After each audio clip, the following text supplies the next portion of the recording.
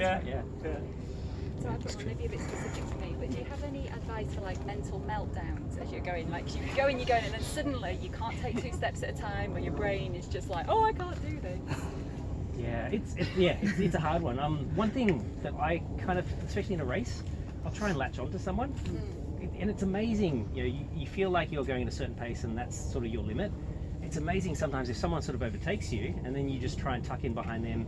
It gives me confidence when I'm a little bit behind someone because they're doing the course in front of you. If there's anything really weird, like you'll see it how they react. It's like, oh, that's a dangerous bit. We can just stay there. So it gives me confidence to follow someone because they're testing all the dangerous stuff first.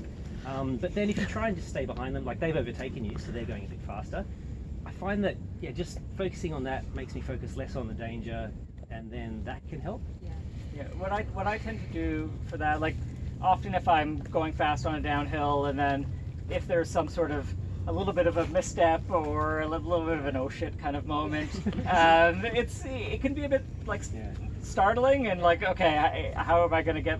And what I tend to do is try to reset my stride and start with, again, the short steps again. And then once I start to get a little bit back into a rhythm, then open things up to a little bit more of the normal kind of more aggressive things. So like winding things up again.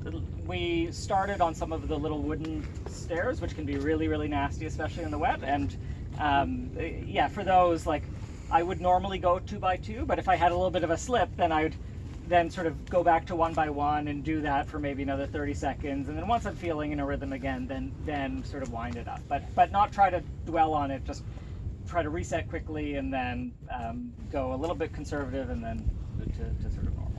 Something else that I tell myself as well is if you think about where you're taking a stack on a trail run, like it generally won't be the technical downhills. It's this weird thing. It will, for me anyway, it's generally like the flat bits where there's one little rock right in the middle and I'm sort of thinking about what I need to buy at shopping tonight or something. Often at the end of a long downhill and you're like, wow, I really handled that simply.